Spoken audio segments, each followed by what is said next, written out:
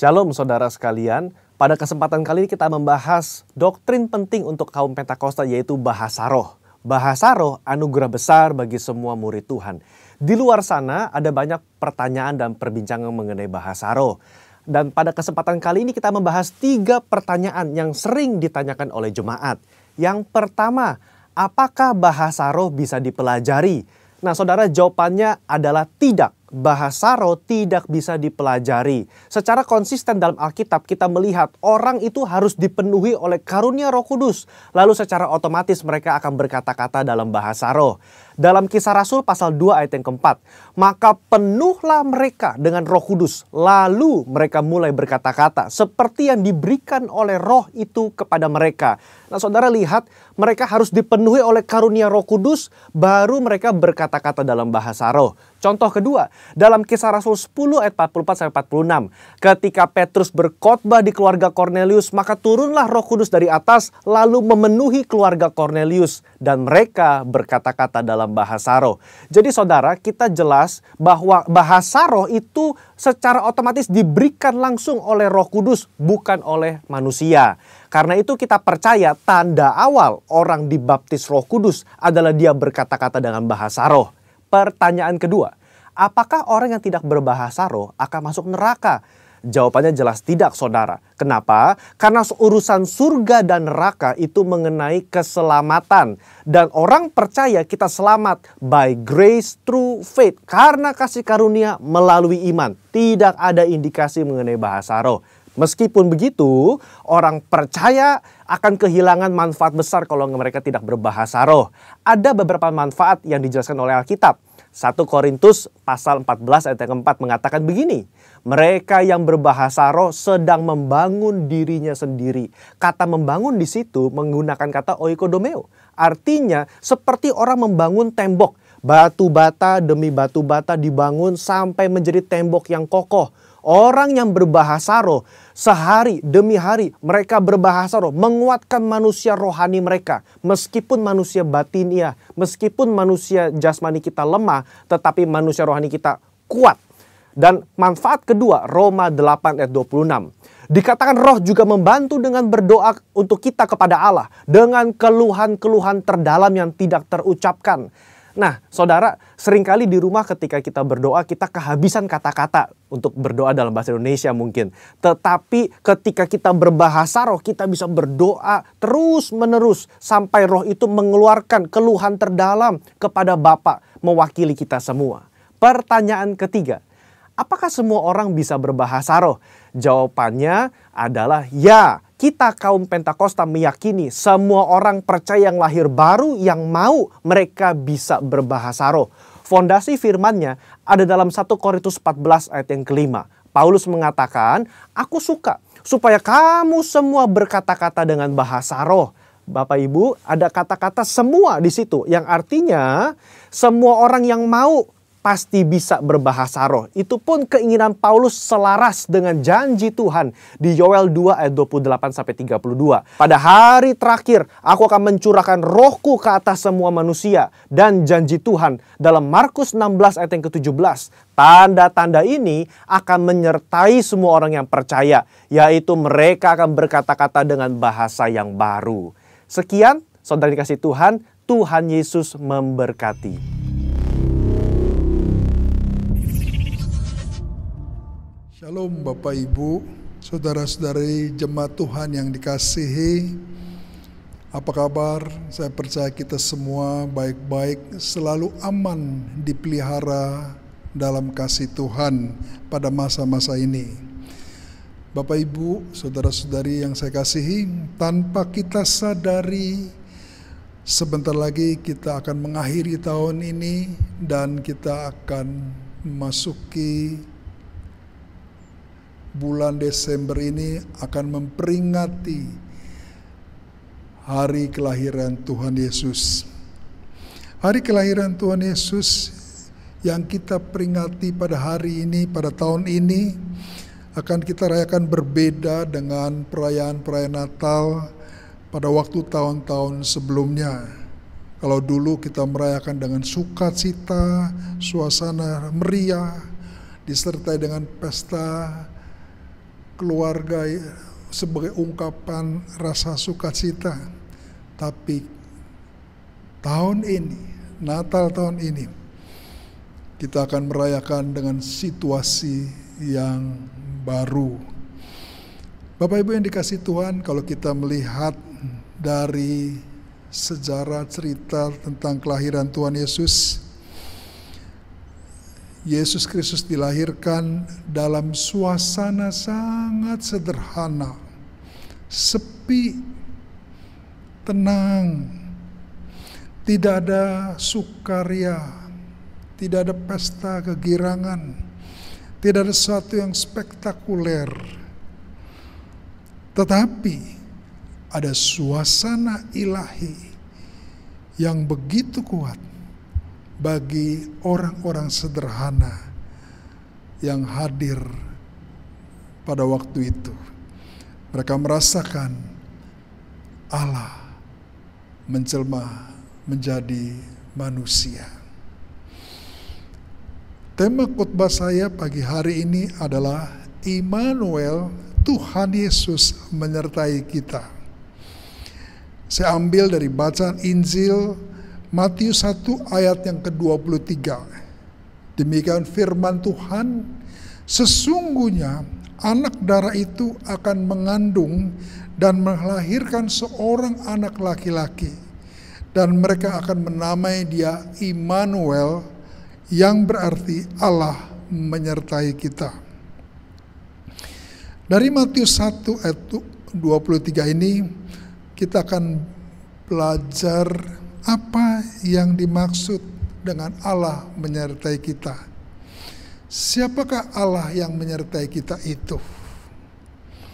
Tujuannya adalah supaya kita mengerti lebih dalam lagi arti Immanuel pada zaman sekarang, pada saat sekarang, supaya kita bisa merasakan betul-betul Immanuel, Allah lahir, hadir, ada di tengah kehidupan kita saat-saat ini. Bapak Ibu yang dikasihi Tuhan, dari Matius 1 ayat 23.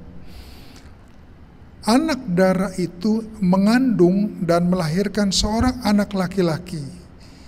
Ini merupakan nubuatan firman Tuhan yang pernah disampaikan oleh Nabi Yesaya kira-kira 600 tahun sebelumnya. Pertanyaannya, siapakah anak darah itu?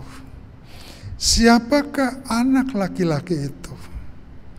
Mari hari ini kita coba akan menelusuri lebih dalam lagi. Dari Injil Lukas 1 ayat 26 sampai 28. Injil Lukas mengatakan bahwa Tuhan Allah menyuruh malaikat Gabriel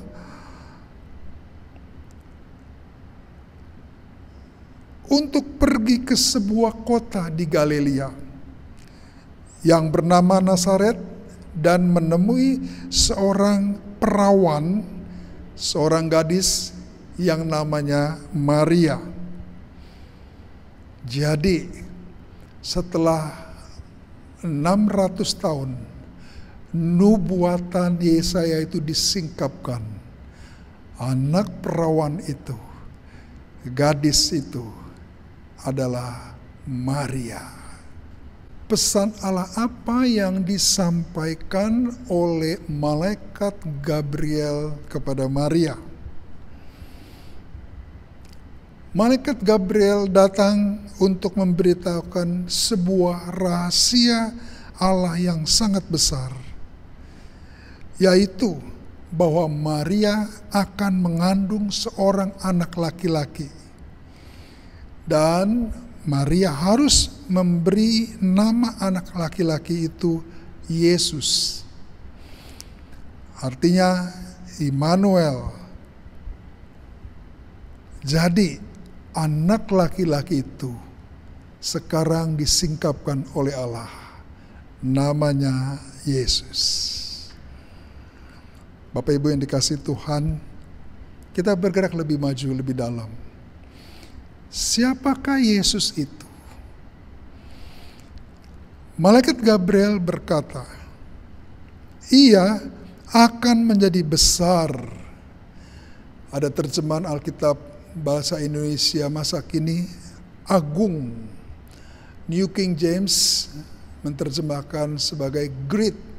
Ia akan menjadi besar, agung, great, dan disebut anak Allah yang maha tinggi. Pertanyaannya,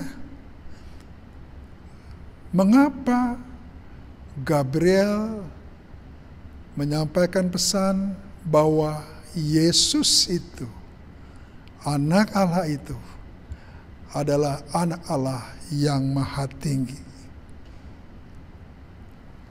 Ada 3 alasan sederhana yang ingin saya bagikan pada pagi hari ini. Yang pertama, kalau kita lihat dari Injil Lukas 1 ayat 34 dan 36, kita dapati Maria berkata kepada malaikat itu, bagaimana hal ini mungkin terjadi karena aku belum bersuami? Jawab malaikat Gabriel kepada Maria, Roh Kudus, Roh Allah akan turun atasmu, dan kuasa Allah yang maha tinggi akan menaungi engkau, sebab anak yang kau lahirkan itu akan disebut kudus, anak Allah. Anak laki-laki yang dimaksud di sini adalah anak, bukan karena hasil hubungan manusia. Anak itu berasal daripada Roh Kudus, bukan hasil hubungan manusia seperti biasanya. Artinya Tuhan pinjam rahim Maria, pakai Maria, rahim Maria sebagai alat sarana Tuhan, Allah Roh Kudus menjelma menjadi manusia. Jadi Bapak Ibu yang dikasihi Tuhan, Maria hanya dipakai sebagai alat Tuhan saja. Inilah kelahiran ilahi. Ada kelahiran ilahi, ada kelahiran jasmani.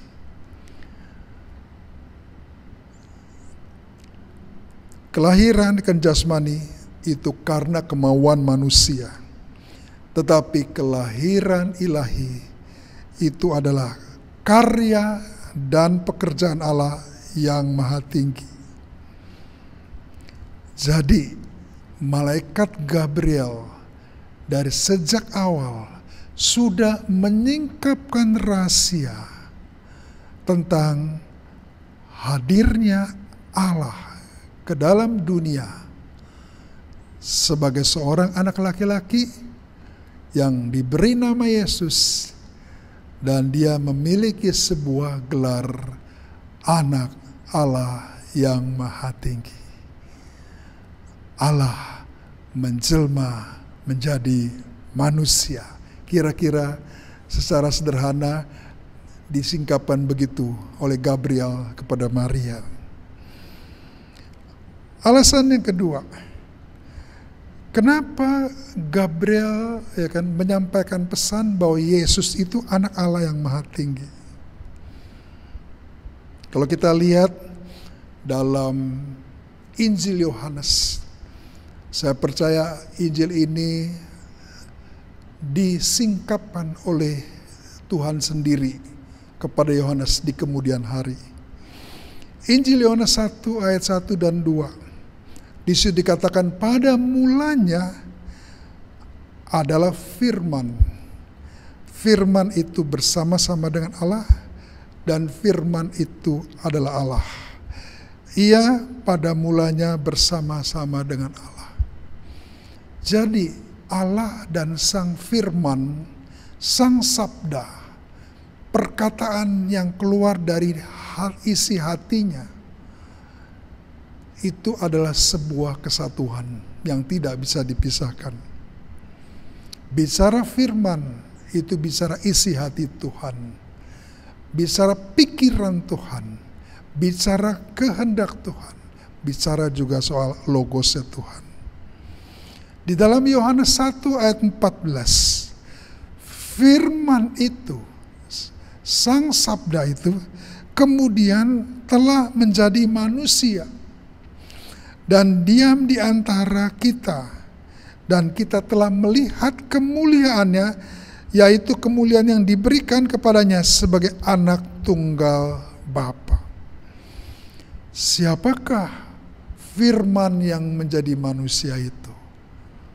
Saya percaya Yohanes menyingkapkan itu, menulis dalam kitab Injil. Firman yang menjadi manusia itu adalah gurunya sendiri, Tuhan Yesus Kristus. Satu lagi alasan yang saya ingin bagikan. Ini Yesus sendiri yang berbicara langsung kepada muridnya. Di dalam Yohanes 10 ayat 30, kata Yesus, Aku dan Bapa adalah satu. Aku dan Allah Bapa adalah satu.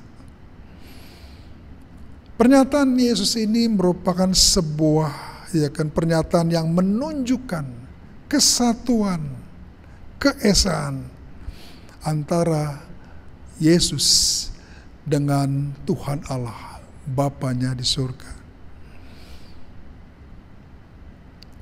Dalam Yohanes 13 ayat 13, Yesus berkata, Kamu menyebut aku Tuhan dan Gurumu. Dan katamu itu tepat, dan memang akulah Tuhan dan Guru. Artinya Yesus sendiri mengakui bahwa dia adalah Tuhan. Dia adalah anak Allah yang maha tinggi. Bapak, Ibu, saudara-saudari jemaat Tuhan yang saya kasihi, jelaslah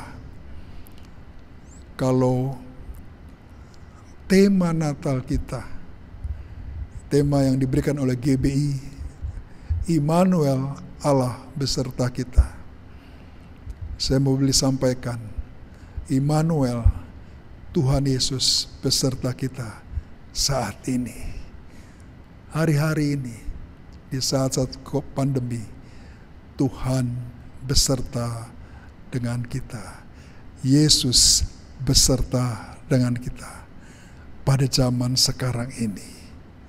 Bapak Ibu yang dikasihi Tuhan, ada dua pesan Natal yang saya ingin bagikan kepada Bapak Ibu pagi hari ini. Berkaitan dengan tema kita, Immanuel, Tuhan Yesus menyertai kita. Immanuel, pesan yang pertama, artinya Tuhan Yesus menyertai kita.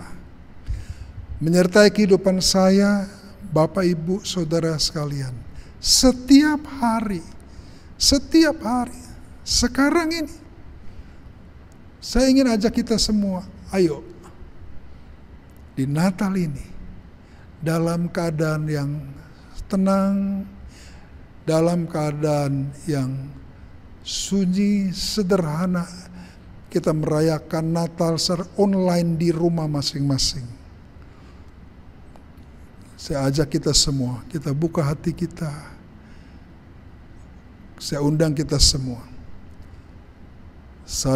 Sadarilah bahwa Tuhan Yesus menyertai kita semua hari-hari ini saat-saat ini. Bukti penyertaannya bisa kita lihat dalam kehidupan sehari-hari. Alkitab dengan jelas mengatakan penyertaan Tuhan itu membuat orang-orang percaya, tokoh-tokoh Alkitab itu hidupnya berhasil. Kejadian 39 ayat 2 dan 3. Yusuf disertai Tuhan dan apa saja yang dibuatnya berhasil. Daud disertai Tuhan. Apa saja yang dikerjakan Daud, hasilnya luar biasa. Ada banyak tokoh-tokoh juga Alkitab. Saya percaya prinsip rohani yang sama berlaku juga sampai hari ini. Kalau Tuhan menyertai hidup saudara dan saya, hidup kita pasti berhasil. Berhasil di dalam kehidupan kita. Berhasil melakukan kehendak Tuhan pada zaman ini. Berhasil menyelesaikan panggilan hidup yang Tuhan berikan kepada hidup kita masing-masing. Tuhan ingin hidup kita berhasil. Tepat seperti yang Daud katakan di dalam Mazmur 1 ayat yang ketiga. Apa saja yang dibuatnya pasti berhasil. Pesan yang kedua pagi hari ini dalam rangka mempersiapkan hati kita menyongsong Natal tahun ini. Immanuel, Tuhan Yesus menyertai kita. Artinya Tuhan Yesus senantiasa hadir di dalam kehidupan kita. Saya percaya kehadiran Tuhan membuat kita kuat, teguh, tetap bertahan di dalam penderitaan. Dan pada akhirnya kita bisa keluar sebagai pemenang dari masa-masa sulit. Sebab di mana Tuhan hadir, di situ pasti ada damai sejahtera Tuhan. Di situ pasti ada sukacita ilahi. Di situ pasti ada kekuatan. Di situ juga pasti ada pengharapan akan kemuliaan yang Tuhan sediakan bagi kita semua. Bapak Ibu yang dikasihi Tuhan, kalau kita lihat dari Kejadian dalam Alkitab, ada banyak tokoh-tokoh seperti Sadrak, Mesak, Abednego. Pada waktu mereka ditangkap, dilemparkan ke dalam dapur api. Daniel dimasukin ke gua singa.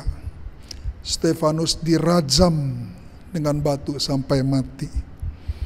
Tuhan Yesus di Taman Getsemani bergumul begitu berat hebat. Orang Kristen mula-mula disiksa karena imannya.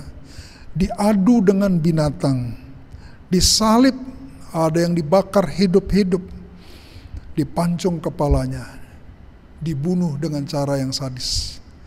Tapi pertanyaan, kenapa mereka bisa kuat menghadapi semuanya itu? Kenapa mereka tetap bisa teguh dan bertahan? Saya percaya kuncinya satu, karena Tuhan hadir di dalam hidup mereka. Kalau Tuhan hadir, saya percaya mereka akan tetap kuat. Demikian juga saudara dan saya. Pada hari-hari ini, di masa-masa pandemi yang sudah 9 bulan kita lewati. Yang kita tidak tahu, belum tahu kapan akan berakhir. Tapi satu hal yang kita tahu, kalau Tuhan hadir dalam kehidupan saya dan saudara, kita pasti percaya bahwa kita tetap kuat, kita tetap teguh, dan kita tetap bertahan pada masa-masa yang sulit ini. Bapak Ibu yang dikasihi Tuhan, sebagai penutup pagi hari ini saya mengajak kita semua yang beribadah online di rumah-rumah, mari kita mempersiapkan hati kita, mempersiapkan hidup kita, menyambut Natal tahun ini, Natal yang spesial di rumah masing-masing. Kita mau mengizinkan Sang Immanuel, Tuhan Yesus, menyertai hidup kita, hidup saya, hidup saudara, hidup Bapak dan Ibu, hidup kita semua, jemaat Tuhan. Memasuki tahun 2021, saya percaya kalau Tuhan Yesus menyertai kita, Immanuel, saya yakin dan percaya hidup kita pasti akan berjalan dengan baik. Ada kekuatan, ada damai sukacita, ada pengharapan, dan tentunya pasti ada kemenangan. Mari kita tundukkan kepala. Bapa, kami mengucap syukur dan terima kasih di hari-hari yang seperti ini. Kami percaya semua jemaat Tuhan, orang-orang Kristen, dimanapun mereka berada, satu hal yang mereka harapkan, Tuhan Yesus menyertai kehidupan mereka. Itulah yang kami rindukan, selalu terhubung dengan Tuhan seumur hidup kami. Terima kasih Tuhan, tanamkan firman ini di dalam hati kami masing-masing. Dan kami berdoa, biar Roh Kudus menyingkapkan rahasia penyertaan dan kehadiran Tuhan Yesus hari-hari ini semakin nyata di dalam kehidupan jemaat-Mu. Dalam nama Yesus kami sudah berdoa. Yang percaya kita sama-sama katakan, amin. Pernah terlintas untuk kau tolak paku yang menusukmu. Kau sungguh relakan darahmu untuk menebus hidupku. Betapa mencintaimu dan pengorbananmu. Kasih-Mu sungguh terbesar, Kau rela disiksa untukku, disalib bagiku. Sungguh kasih-Mu termegah, betapa mencintaimu dan pengorbananmu. Kasih-Mu sungguh terbesar, Kau rela disiksa untukku, disalib bagiku. Sungguh kasih-Mu termegah untukku. Saudara-saudari dan seluruh jemaat Tuhan, mari kita mempersiapkan hati kita dalam perjamuan kudus pagi hari ini. Kita mau masuk lebih dalam lagi untuk bersekutu lebih dekat lagi lewat perjamuan kudus ini. Sebelumnya mari kita siapkan hati kita. Di hadapan Tuhan, kita mau mengakui segala dosa dan kesalahan kita yang kita perbuat, baik di dalam hati, pikiran, perkataan, perbuatan, ucapan, pendengaran maupun penglihatan. Ya Bapa, pagi hari ini ujilah kami semua. Ujilah hidup kami. Engkau menyingkapkan segala sesuatu dalam hidup kami. Segala kelemahan, kesalahan, dosa yang kami telah lakukan.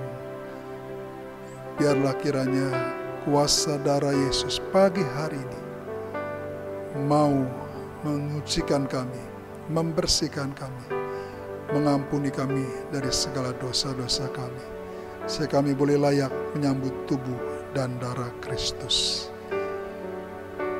Dalam nama Tuhan Yesus, kami siap masuk sehidangan, makan dan minum dengan Engkau.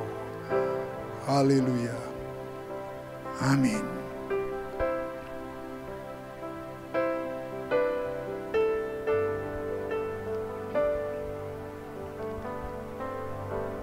Mari kita angkat roti di tangan kanan kita.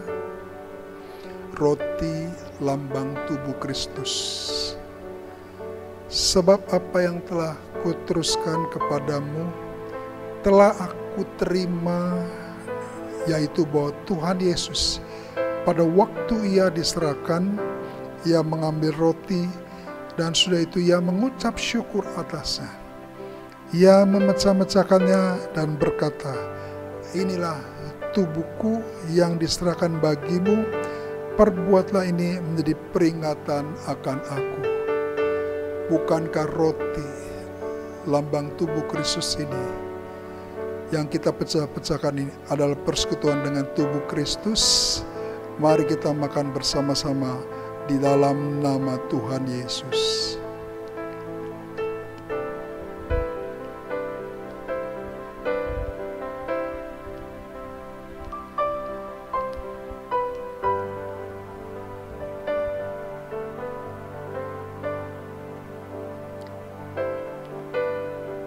Kita angkat juga cawan yang berisi anggur lambang darah Kristus di tangan kita. Demikian juga ia mengambil cawan sesudah makan, lalu berkata, cawan ini adalah perjanjian baru yang dimeteraikan oleh darahku. Perbuat ini setiap kali kamu meminumnya dan menjadi peringatan akan aku. Bukankah cawan ucapan syukur ini adalah persekutuan dengan darah Kristus? Mari kita minum bersama-sama dalam nama Yesus. Mari kita tundukkan kepala, kita berdoa syafaat sebelum kita mengakhiri ibadah online kita pagi hari ini. Ya Bapa, kami bersyukur untuk ibadah pagi hari ini. Terima kasih untuk pesan firman-Mu dalam mempersiapkan hati dan hidup kami memasuki bulan Desember. Tuhan, biarlah kami mempersiapkan hati kami untuk merayakan kehadiran kelahiran Tuhan di dunia ini. Kami berdoa, Engkau berkati jemaat-Mu Tuhan, biar kami semua Tuhan boleh mempersiapkan hidup kami dengan baik. Kami juga berdoa bagi bangsa kami Indonesia, kami serahkan ke dalam tangan-Mu Tuhan. Hari-hari ini kami serahkan Indonesia khususnya pada masa-masa pandemi ini, yang semakin lama semakin melonjak Tuhan. Kami berseru ya Tuhan, kiranya kasih karunia anugerah-Mu turun atas bangsa kami Indonesia. Tuhan, turun tangan membuat pandemi virus corona ini boleh berakhir bagi bangsa Indonesia. Saya berdoa juga bagi Presiden Jokowi, Wakil Presiden, seluruh menteri, aparat keamanan, Polri dan TNI.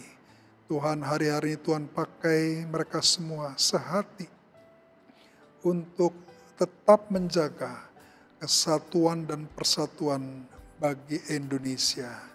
NKRI tetap berdiri teguh, kokoh. Kami percaya tangan Tuhan memelihara persatuan bagi bangsa kami. Terima kasih Tuhan, kami juga berdoa bagi pemimpin-pemimpin rohani kami, untuk gembala pembina kami, Pendeta Insinyur Niko Nyotoro Harjo bersama wakil-wakilnya, Gembala Ren kami Pak Weko. Tuhan, biarlah anugerah, kekuatan, kesehatan, pengurapan Tuhan tercurah atas kehidupan mereka. Terima kasih Tuhan. Kami juga berdoa bagi seluruh jemaat-Mu di tempat ini, yang masing-masing beribadah di rumah-rumah. Ya Tuhan, biarlah damai sejahtera, sukacita ilahi, kegirangan ilahi, perlindungan ilahi, pertolongan Tuhan selalu menyertai kehidupan mereka. Biar kasih karunia Tuhan yang berlimpah-limpah Tuhan curahkan di dalam kehidupan mereka. Bersama-sama dengan persekutuan yang manis dengan Roh Kudus, selalu menyertai seluruh jemaat-Mu, mulai pagi hari ini, sampai Tuhan Yesus datang, menjemput kita semua di awan-awan yang mulia. Yang percaya, kita sama-sama katakan, amin. Selamat pagi Bapak Ibu, Tuhan Yesus memberkati kita semua.